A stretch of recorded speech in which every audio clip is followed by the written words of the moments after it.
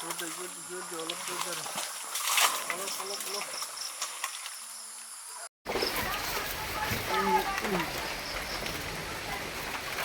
মেল হাতী মখনা হাতী আৰু ইয়াত ৰিং মানে R12 সোমাই গৈছে কুঁৱা মাটি কুঁৱা আছিলে আৰু ইয়াত উঠোৱা যাব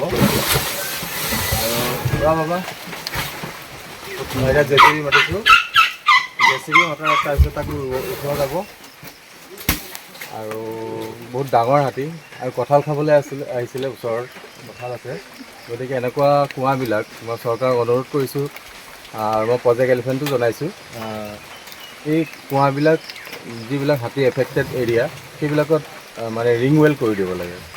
পাকা কৰি দিব লাগে ওখকৈ ৰিং বহাই দিব লাগে এই যিহেতু এলিফেণ্ট এফেক্টেড এৰিয়া হয় এনেকুৱা যিবিলাক জেগা আছে অতি সোনকালে চৰকাৰে এই কামটো হাতত ল'ব পাৰে বহুত কষ্ট পাই আছে এতিয়া উঠোৱা যাব ফৰেষ্টক মই ৰাতি নিজে 3টা বজাত ফোন কৰিছোঁ আৰু এতিয়া ফৰেষ্টৰ আহিছে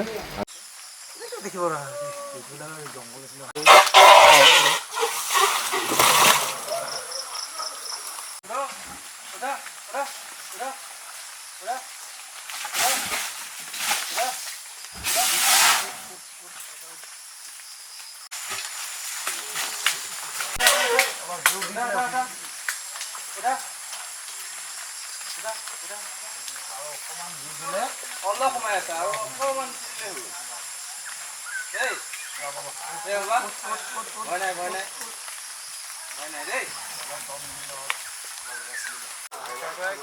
খহি গ'ল পুৰা এতিয়া উঠোৱা ব্যৱস্থা কৰি আছোঁ ই অলপ মানে অকণমান অলপ ওলালে সি উঠি যাব গতিকে অলপ ওচৰত যাব লাগিব এতিয়া সি নিজেও চেষ্টা কৰিব সি উঠিবলৈ যোৱা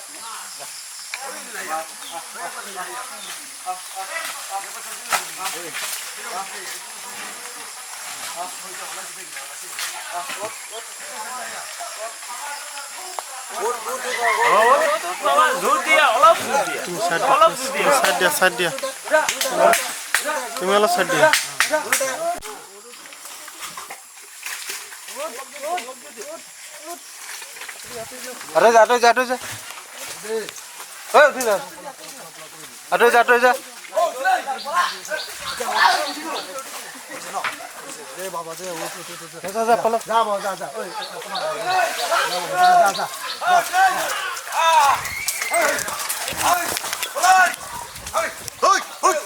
যা বাবা যা বাবা যা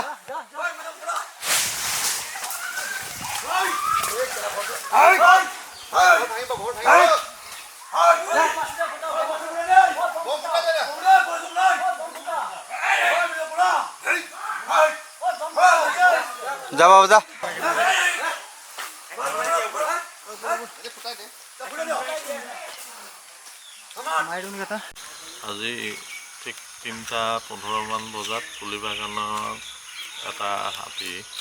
কুঁৱাত সোমাইছিলে এই দুলু বৰাৰ খবৰ ভিত্তিত আমি গ'লোঁ গৈ কুঁৱাটোত পৰি থকা অৱস্থাত আমি হাতীটো নিৰীক্ষণ কৰিলোঁ আৰু জেচিবি লৈ গ'লোঁ জেচিবি দি আমি খান্দি উঠাম বুলি ভাবিছিলোঁ কিন্তু হাতীটোৰ জখম হোৱাৰ চান্স থকাৰ কাৰণে আমি মাটি দুলু বৰাৰ নেতৃত্বত মাটি খান্দি হাতীটো ভৰিটো নমাই দিয়াত বহুত সময় যুঁজাৰ পিছত হাতীটো নিজে উঠি যাবলৈ